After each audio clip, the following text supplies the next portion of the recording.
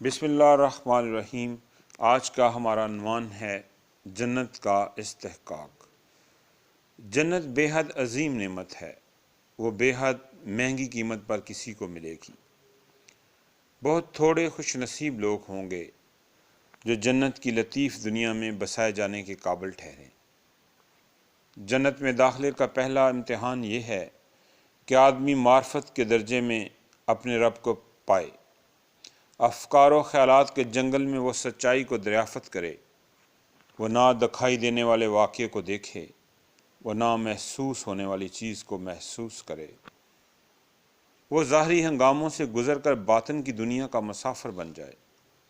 اسی طرح جنت میں داخلے کی شرط یہ ہے کہ آدمی سرکشی کا اختیار رکھتے ہوئے اپنے آپ کو خدا کے آگے جھکا دے، خود پرست بننے کے تمام محرکات کو نظر انداز کرتے ہوئے وہ سچا خدا پرست بن جائے، کشش اور جاذبیت کے بے شمار مراکز سے منہ موڑ کر وہ ہماتن خدا کی طرف متوجہ ہو جائے۔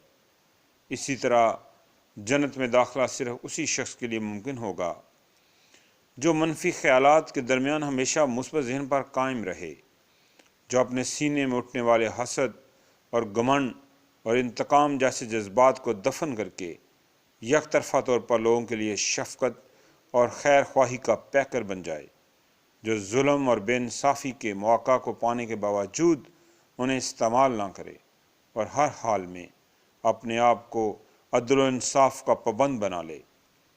جنت ایک نفیس ترین خدائی کالونی ہے۔ اس نفیس کالونی میں صرف وہی روحیں داخل ہوں گی جو آخرت میں اس طرح پہنچیں کہ دنیا میں انہوں نے اپنے اوپر تطہیر کا عمل کر لیا تھا۔ موجودہ دنیا امتحان کی دنیا ہے۔ یہاں ہر آدمی کثیف شخصیت کے ساتھ پیدا کیا جاتا ہے۔ اب ہر آدمی کو یہ کرنا ہے کہ وہ اپنی ذات پر خود تطہیری کا ایک عمل شروع کرے، یہاں تک کہ اس کی کثیف شخصیت پاک و صاف ہو کر لطیف شخصیت میں بدل جائے۔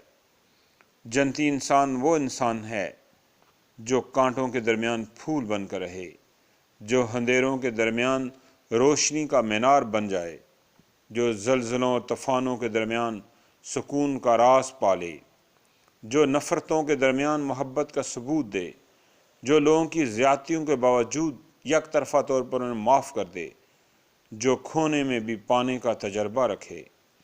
جنتی انسان وہ ہے جو بظاہر خدا سے دور ہوتے ہوئے بھی خدا سے قریب ہو گیا ہو، جو سورج کی شعاؤں میں خدا کے نور کو دیکھے، جو ہواؤں کے جھونکے میں لمسِ ربانی کا تجربہ کرے، جو پہاڑوں کی بلندی میں خدا کی عظمت کا تعارف حاصل کر سکے، جو دریاؤں کی روانی میں خدا کی رحمت کا مشاہدہ کرے، جو مخلوقات کے آئینے میں خدا کا جلوہ دیکھنے لگے۔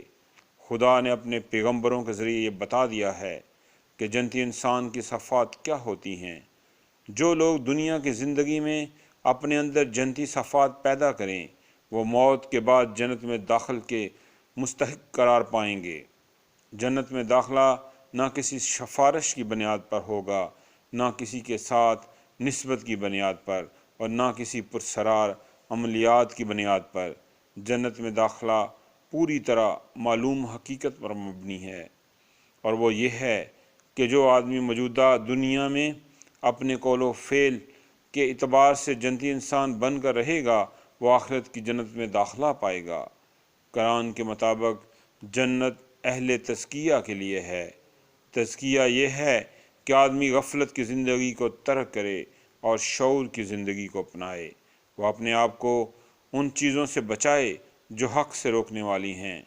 مصلحت کی رکاوٹ سامنے آئے تو اس کو نظر انداز کر دے، نفس کی خواہش ابھرے تو اس کو کچل دے، ظلم اور گھمنڈ کی نفسیات جاگے تو اس کو اپنے اندر دفن کر دے۔